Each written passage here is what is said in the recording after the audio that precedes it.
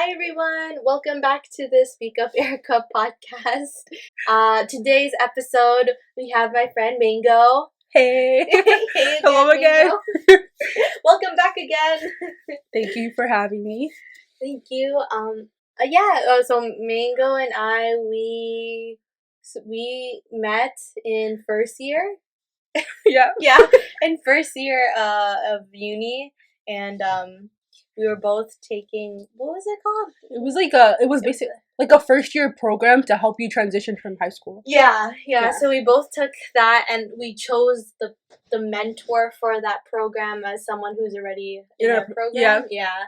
And Ray, shout out to Ray. Yeah, shout out to Ray. Did you want to share the story of how we met? Yeah, okay, this is our origin story. Yeah. Okay. So basically, it was which building was it? It doesn't matter. They're not even gonna know what building it's in.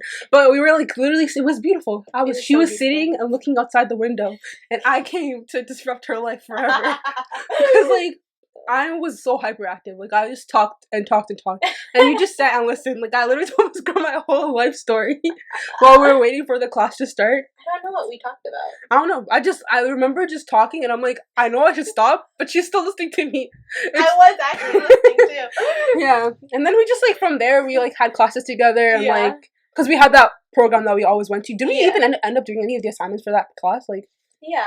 I don't even remember. I don't know. The assignment was every other week we had to attend an event, which I know we attended. Yeah, we did. Yeah, together. And then I think the other weeks were just writing a reflection. Yeah, okay, then we definitely did those things. We definitely did it. And then you ran for our academic society in first year. Yeah. And I feel like I was your campaign manager. I don't know if I was your campaign manager. Yeah. And then then I became your assistant, and we just worked a lot together. Yeah, and then I made you join the team. Yeah, basically. It was good. I think it was really good. I'm glad that we had each other in uni. Yeah. Because we got through some stuff, stressful times, but yeah. We went through it together in uni for sure. Yeah. Oh. Yeah. It's just crazy reflecting back at it. Yeah. And that it was 5-6 years ago. If you really think about it, right? We were so different. Your hair was longer. I was way skinnier. I don't know how. Have you seen me change since that time? I'm definitely calmer. I feel like. Yeah. Why do you say it so doubtful? Calmer? Huh? No, I'm thinking. Sorry, I'm thinking in the past because I'm trying to. I think we're less rowdy. That's true. I'm old now. We're old. We used to get so hype, and now I'm just hey, Erika. We're old. I don't know how else we changed. Yeah, I guess body. Yeah. Our bodies have changed, or our perspectives on things that, I don't know, on ourselves, maybe? I think in you, with the Speak Up and your book and everything, you definitely are a lot more the Gemini side of you that's a bit more spicy is more forefront now, Yeah, I can see that. I feel before, back in the day, I would just let anyone walk all over me because they associate being nice and getting pushed over. Yeah. Those tie hand in hand. But now I feel if you're rude to me, I guess I would actually put my foot down or actually try to say something. And I've always been saying something, so I've always been loud. But I think now I'm actually the opposite. I think I let things go more. I don't agree with you. I don't need to fight with you about this. I also don't need to talk to you again. So true. Yeah. You save your energy for the right things. Yeah. Yeah. So that's our origin story. Yeah. Then today's topic, we're gonna be talking about crying. Oh.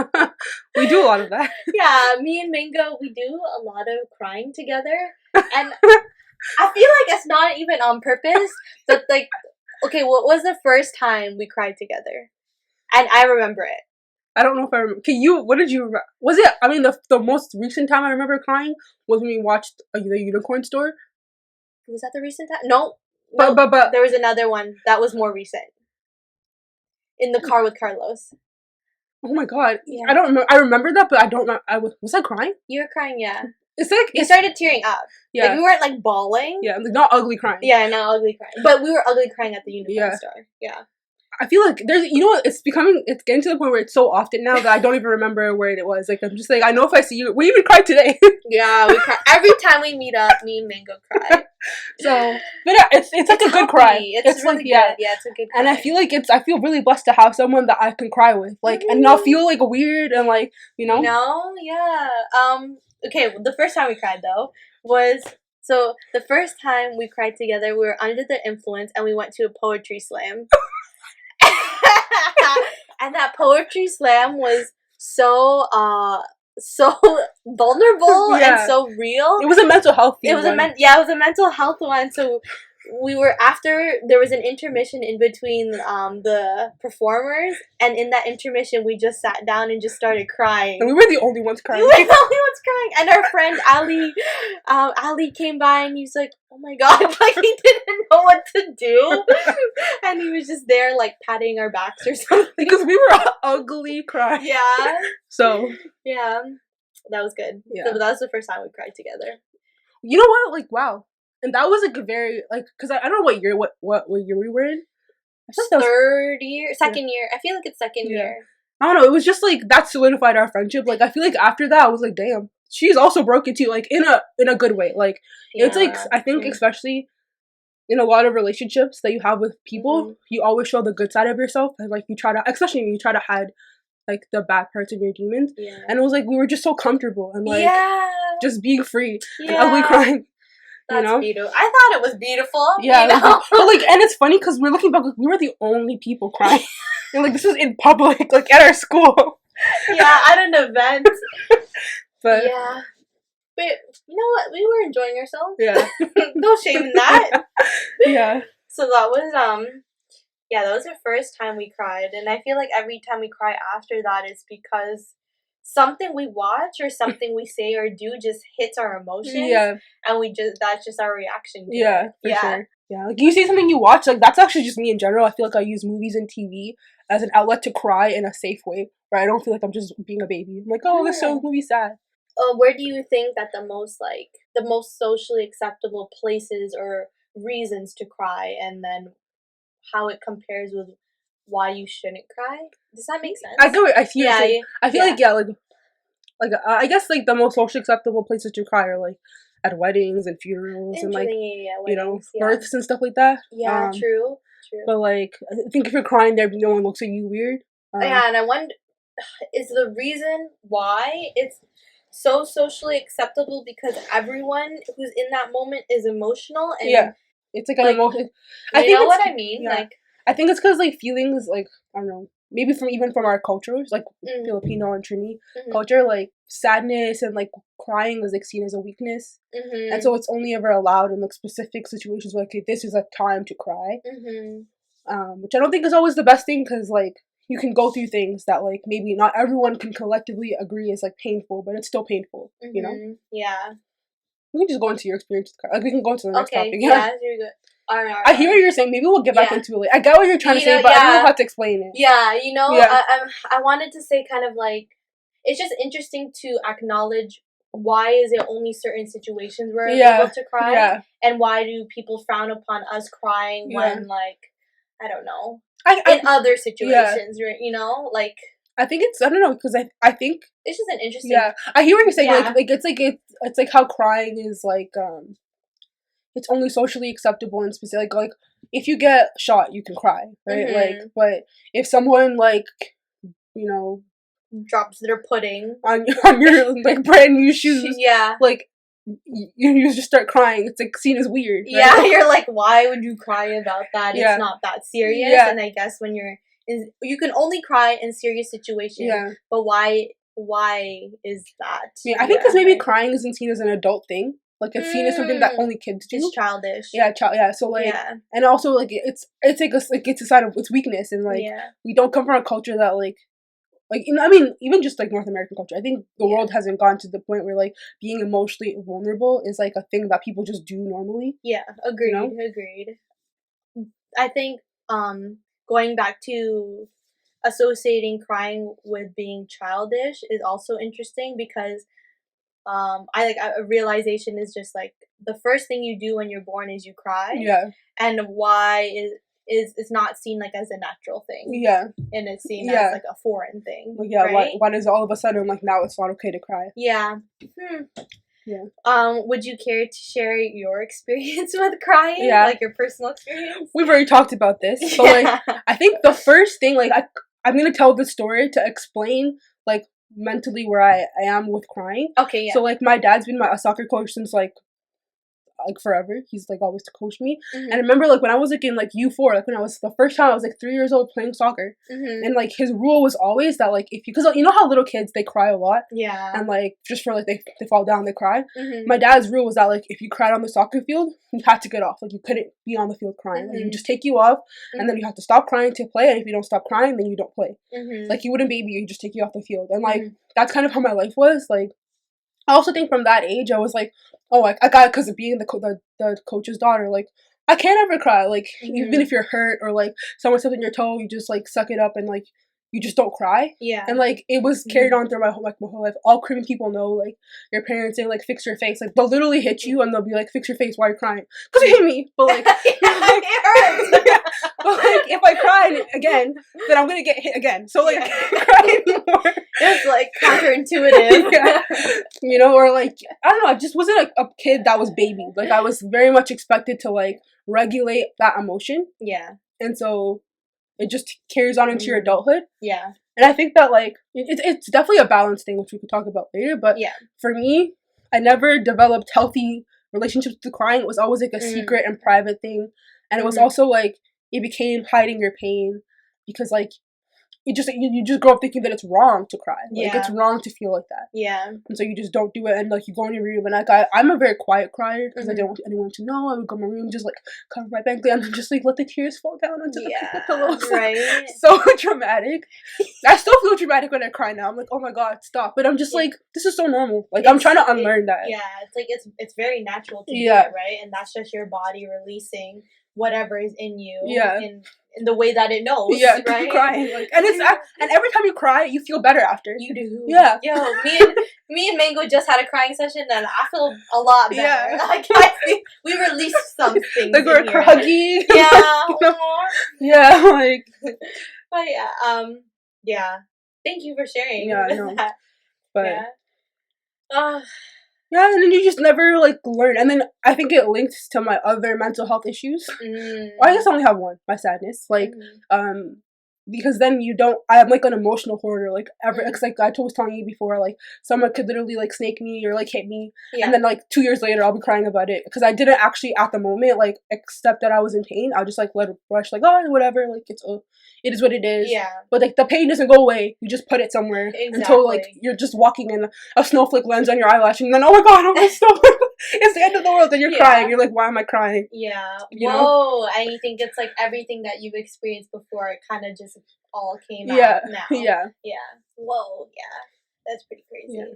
I think the first time I cried in public was I had a fight with my best friend at the time when I think I was, like, 6 or something, and that was the first time I cried in public.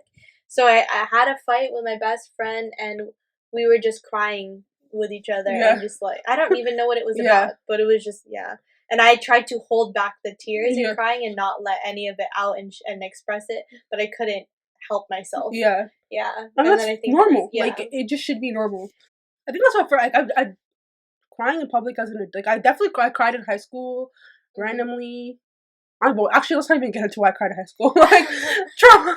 Oh my god, no. But yeah. I think a lot of my experience in crying is also in my past relationship, and that I don't know why. I'm trying to understand why I cried so much, and maybe it was because I felt so emotionally attached to this person, and I didn't know how else to express myself other than crying. Yeah. I remember you telling me about this. Yeah, I told you about it a lot. Yeah. And I also think, like, you felt like you weren't being, if I can say this. Yeah. You know, like, you weren't being heard and stuff too. And, like, sometimes I think that's another thing with crying. It's, like, sometimes it's, like, some people cry when they're angry. Some people cry when they're frustrated. Because it's, like, literally, it's a release. It's, like, you know, when that's what happens. That's why it rains. While the pressure builds up and then it, like. Whoa, you know, and then it cries and the world cries. Yeah. You know, like. Yeah.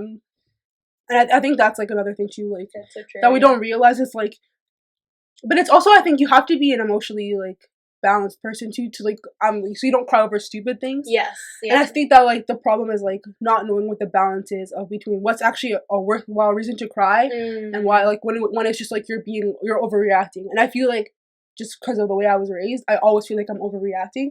I always feel like I have to be pragmatic and like mature about every situation, and that like I can't be emotional. I have to like be calm. But sometimes it's like, sometimes you just need to break down. Sometimes things are like a lot, you know? Yeah. And then you just have to let it out or whatever. Yeah. I feel like I've noticed recently too that I can't control myself to not cry. Oh yeah. Like earlier before we started crying, like you don't want to cry. Yeah, I knew that you were about to cry. I was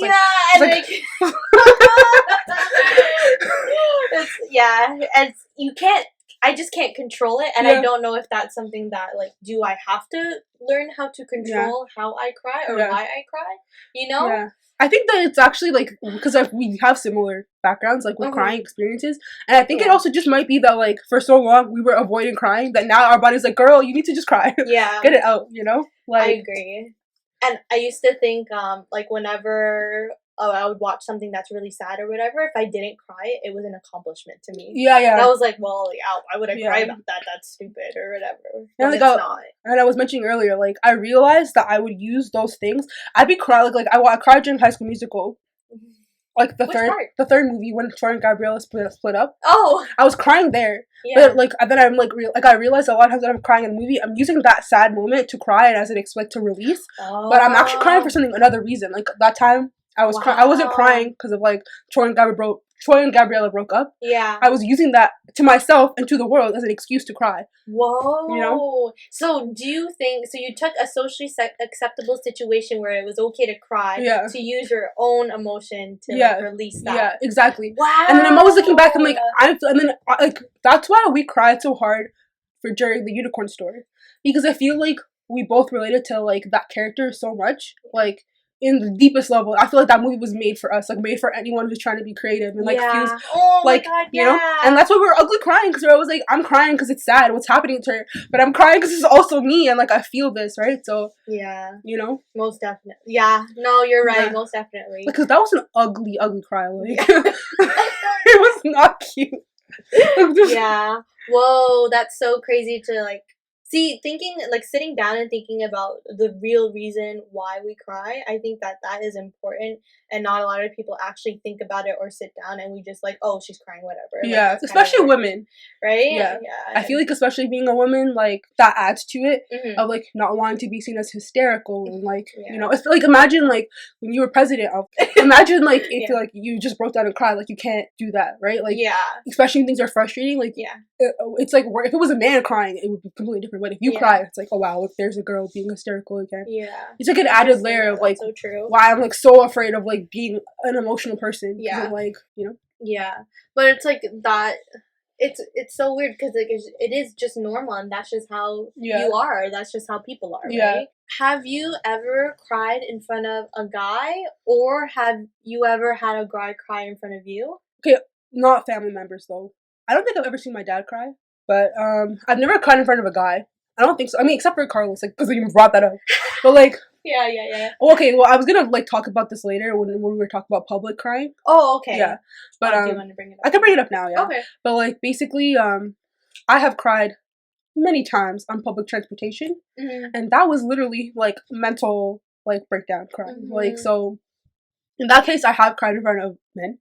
And there were, and there was this one guy, like, I was on the subway. And I was crying, and like it was like where you're saying that you can't control it. Like literally, I did not want to cry there. I was like, I don't know these strangers. Like I don't want to cry, but it was like I couldn't stop. Like I kept trying to stop, and I couldn't stop. And this guy literally got off the train and was like staring at me, and he looked so sad. And then like the doors just closed, and he just kept looking at me. He didn't say anything, and like that makes it worse because like especially when you're crying in public on public transit. Anyone who's done that before, like, people just ignore you. They just walk past you. Yeah. Like, they pretend it's not happening. Maybe they don't even notice that you're crying. And it's just, like, it makes it worse because I feel like you feel invisible, you feel broken, and then you're like, wow, no one cares. Like, it just doesn't help at all. Yeah. So, I cried in front of that guy, and I was like, at least he was looking at me and made eye contact. That was nice. But, I think part of it is that people just don't know how to react to other people crying, and that's a huge part of the whole situation, right? Because I cried in front of Russell. Oh, did I tell you about this? I don't know. So I cried in front of Russell because it was very sweet. So we met before the pandemic, and he wanted to meet up.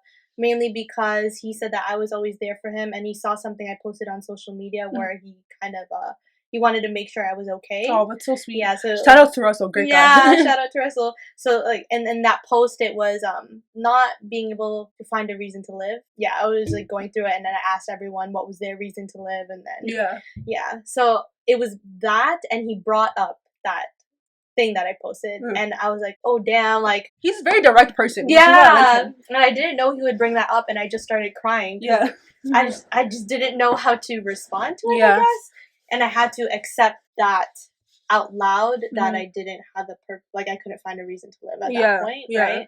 So I started crying in front of him, and he he was kind of panicking because he didn't know what to do, and he was he's like, do you want me to hug you or something? And I was like, yes. He just hugged, and we just held each other for a bit because he didn't know what else to do. But hugging when you cry is that's the only, I don't like hugs. It's I mean, I prefer to say I don't like hugs, but when I'm crying, it's a hug is helpful. But then not everyone likes to be hugged when they're crying. It's true. So that's that's part of the reason too, not knowing how everyone's so different that it's impossible to know what to do for that situation. Yeah. So you kind of just ask them, what is it I can do? Yeah. Yeah. For me, sometimes I'm like, oh, do you want me to get you water? Do you get a tissue? You know, those are my initial reactions because I know that that's kind of what I need and to rehydrate or whatever, right? No, I always ask, can I hug you? Do you want a hug? I always ask that. Yeah. But I remember even in UT, seeing people crying in the washroom or crying, because we had a lot of little lounge areas. Yeah. And then sometimes, I mean, I never walk past them just because again, when I see people crying, I'm just crisis. I need to go help them. Because I know that when I'm crying, I always wish that people would do it for me, but they never do. It is what it is. So I always go check. Hey, are you okay? Because that's another thing too. We especially again, trigger warning. UT has had so many suicides every year. And I think that's part of the problem too. We get into this culture of ignoring other people's pain and sadness and choosing to do it. And then people have signs, they show signs, but we all actively choose to ignore it by not being compassionate, not trying to talk to people, be open, and if you see someone crying, a lot of people just pass by, but I'm that could be their breaking point, just at least stop by and acknowledge that they're in pain and ask them how they're doing, you know. I don't think anyone who's crying would want no one to come up to them. Yeah. I kind of think so. I don't think. I mean, maybe deep down they're oh, I don't want anyone to see me. But I feel the act of going to see someone when they're crying, knowing that someone cares. Exactly. Yeah. It can just make even if they are uncomfortable, they'll just tell you to leave. Yeah. Right. But then them just talking to them validates that they're experiencing it and that you've seen them. And I think that's more people should do that. Don't if you see someone crying, please don't walk away and just ignore it. I think it's better to be are you okay? Do you need a hug? Is there anything I can do to help you? Yeah. And if there isn't, then they'll just tell you to leave and you leave. But it's better than just letting them cry. You know? I think a lot of people just feel very uncomfortable. Yeah. Because when they see someone crying, they don't know how to react. And I guess you suggesting just ask them, are you okay? Yeah. Is one step, and then asking them if there's anything you can do is another step, right? Yeah. But I think people feel so uncomfortable because they don't want to, I don't know. Yeah, it's I mean, crying is very much being naked. So it's if someone was let's say someone came out and they were naked, and I'm I would be you know, what would you do? You're just okay, I'm gonna look away. That's what it's like. Oh my god, yeah. It's emotionally naked. Yeah. Yeah, whoa. You're stripping. The tears are what you really should do. Do you need a towel? Can I cover you? Yeah. That's so true. Can I get you a clothes? That's so true. You know? Whoa, that's a great analogy. Yeah. I like that a lot. I really enjoyed that one. Yeah, no, because I think that it is you're emotional nakedness. That's what it is to be to cry. It's letting it out. Yeah. And because sadness is such a taboo thing. It's especially we talked about this before, being branded as happy people that are positive and whatever. I am a very happy person. I am very positive. But I'm also usually very miserable as well, deep down. And I don't even know where I was going with that. I feel like I just wanted to say that. What was it? What was the sadness, uncomfortable. Hiding your emotions. So like a lot of times, like, you know, you hide that part. Like sadness is something that you usually hide, but it's like such a real emotion that can impact people so much. Yeah, you know, so it should be something that we should just be as open about. Agreed. Yeah. Oh, I love that one. Yeah. So Mingo, have you ever thought about like reasons of why you cry? I do. I'm like someone that's like eternally in existential crisis. Like I'm always like searching for purpose and like questioning purpose. And so I think that like it comes from like body image issues, self-esteem issues, like it always like root cause is like that. I'm realizing that now. Like just by being more mindful of myself and like a lot of self-reflection, it's always deep down like an insecurity or something like that at the core of why I'm crying. Because I think because of those things, like sometimes I do take a lot of things from other people, or like I'm like a people pleaser, so like I do a lot of things to please other people, and sometimes it's like it's exhausting to do those things, and then people like do things to you that are really hurtful, but because you're trying to be a people pleaser, you just don't like you don't like address it at the time, or you're not as direct, like, you know, like that's really rude, or like I don't like when you do that or whatever. And then just trying to like be whoever, like being a social chameleon and like trying to fit in with different people and like change yourself to be, it's also like a lot of identity issues. And I think that's at the core of like my sadness, you know. And everything, just all roads lead to that. Wow. Yeah, I could definitely relate to that. But why do you think that you cry? Yeah, I know, I was just like trying to think about it right now.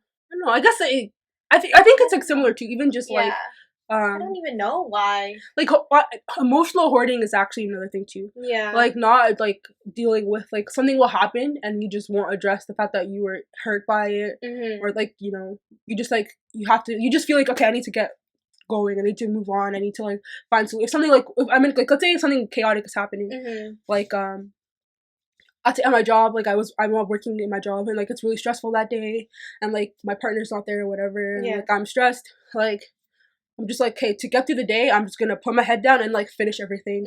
But then like not addressing like the pain point of that situation, you know? So I think like from the previous reasons that I've cried recently is because that I have admitted or said something out loud that I've never done before, and that it was linked to something like deeper, like into your sadness or something like that, right? So I think that has been a reason of why I've been crying lately. Also, sometimes I cry from like watching Extreme Makeover Home Edition, you know? I'm just crying from other people's happiness. Oh yeah, because you want it. Yeah, wow. Maybe that no, I get that too. Maybe like, that's what it is. I didn't even think about that until you said it out loud right now. No, well, yeah, because I was just gonna say I'm happy for them. Yeah. But then maybe I want that happiness for myself, and that's why I'm crying too. It's funny because you saying it made me realize that I also cry for that reason. Wow. Like in a movie when like that's why I also think I hate rom-coms, because I'm like, my life has zero romance. I love rom-coms. But like, so like to me, we talked about this before, I think, about how like especially the rom-coms, because I mean I'm black. We talk about like I'm black. I usually don't really relate to the lead of rom-coms. Like they don't look like me. They don't have the same experience that I have. Yeah. So like for me, and usually the person that's the love interest is not something that someone I would be attracted to anyway. Yeah.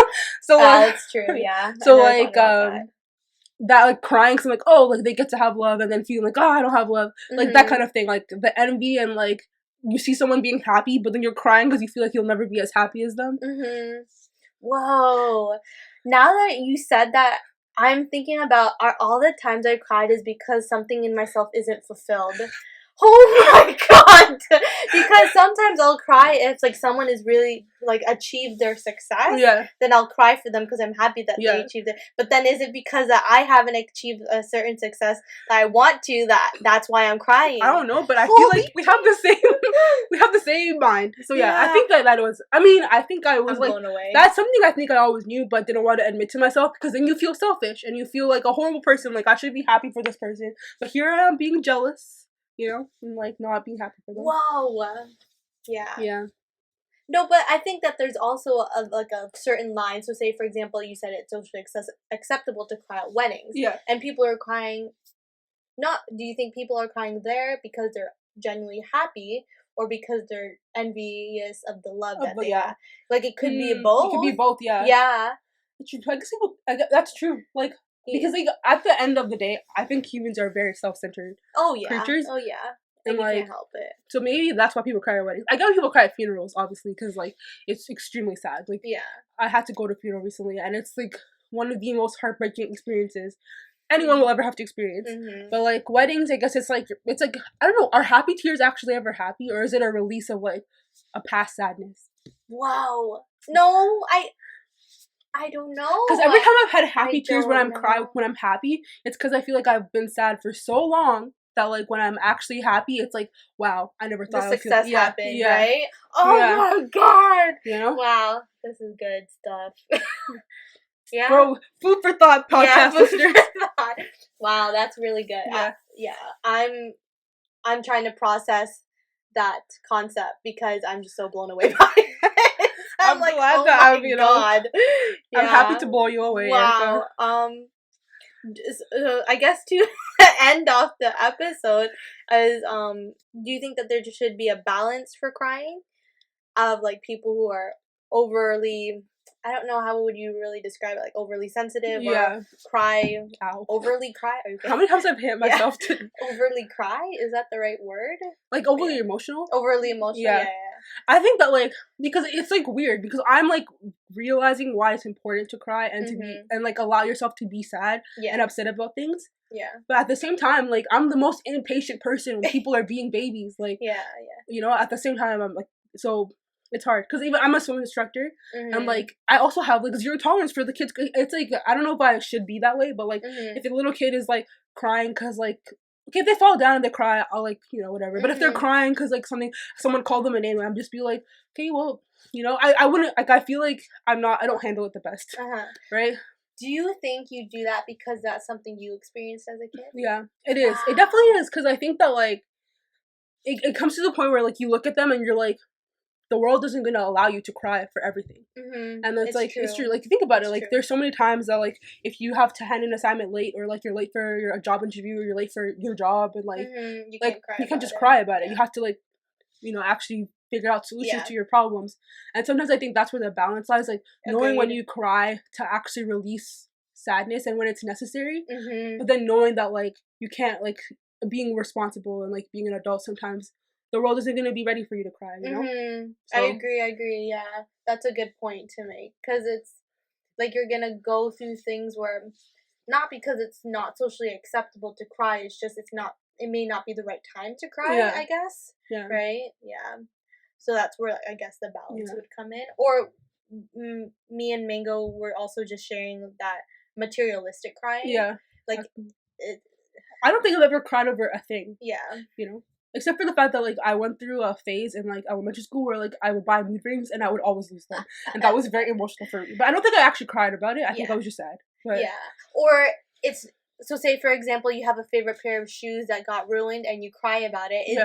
Is it because you're, not necessarily because you're crying about the certain item, but because of the attachment that you have with the loss, the memories. You know? And that's actually an acceptable reason to cry. Yeah. But I also think that I wouldn't call someone and cry to them about it. Yeah, it'd be a private cry. That's true too. Like, I think that makes a difference, though. I think that, like, crying in public, like, I think that we should allow ourselves private time to cry. And, like, actually cry and be, and like in your whatever, but like it doesn't always have to be a public thing. I think usually when people cry in public, it's like breaking point, like you pass the limit of which is then why you should, like, the way to approach it would be asking them if they're okay, and if there's something you can do for them, right? And also we need to allow men to cry more. Like, we can't stop we have to stop shaming them. It's normal. We should start encouraging it. Like, it should be balanced between men and women. You know? Going back to, like, men crying and stuff, like, it's so, I've had men or guys, or I don't know, cry to me. And be honest, girl, because I'm not gonna judge you. I'm not gonna say I never shamed them for it. I was kind of just there to listen to them and what they had to say and stuff, and that it's okay, or like, can I hug you, or, you know, like the same things that I would want, because at the end of the day, we're all just human. And they feel pain the same way that we do. But the way that there's so many what is it called? Negative connotations? Stigmas? Yeah. There's so many stigmas behind it that make them feel like it's not okay to cry too. Because I also think that, like, I mean, you probably should do this with an actual guy too as well. Like, this topic, crying, because I think it'd be different. Oh yeah. Because, I'm gonna do it. I'm gonna do it. I think it would be different, and I also think the reason why is because, like, we're allowed to have, like, those men also hoard emotions. And like, it may, instead of them breaking down and crying, it might come out in other ways, you know? Ooh, yeah, definitely. Anger or something like that. Or like, I don't know. I think anger is pretty much it. Anger, or they reflect it out on video games, maybe, of like... Or like go online and be trolls and... Yeah, they express their emotions out in a different way. Or promiscuity, you know? Yeah, for sure. Oh my goodness. Is that a word? It's promiscuity is a word, right? It just sounds wrong coming out of my mouth. Yeah, it's a word. Maybe it's because I've never said it before. I should say promiscuous, but that would be the right word, the right modification. I don't know. You know, I said it. It's here. It's recorded. Mango, so before we end the episode, do you have any takeaway points that you'd want to share of crying, I guess? I think the main thing is, like, don't hoard your emotions. Yeah. Like, it's be honest with yourself about how you feel and allow yourself to feel things when they happen. Yeah. You know? And don't be ashamed. Like, even if you think it's dumb, like, why am I crying over this? Yeah. Maybe it's deeper and you're not, like, mentally ready to address what the deeper issue is, but it might be better to just release it then, so you don't get to a point where, like, it's unbearable and, like, there's just too many things to be, like, sad about, you know? Yeah. I think my main takeaway is reflecting on the reason why you're crying, because I think us doing it right now, I'm just like, damn. So sitting down and actually reflecting on maybe reasons why are you crying. Yeah, for sure. Yeah, awesome. Yay. Thank you for having me. Thank you so much, Mango. I feel like I would say the exact same thing as I said in the other episode. But thank you so much for being vulnerable again, and for sharing your experiences of crying. I know that I feel like it can get so awkward about talking about it, but for us, like, it's nice that we can actually... We've cried a lot together. And just feel okay with it. And, like, comfortable. We just move on. Like, we don't even, like, talk about it after. We don't! Yeah, we're just like... Okay. You want to get cookies? Yeah, awesome. Thank you, everyone. Thanks for listening. Bye.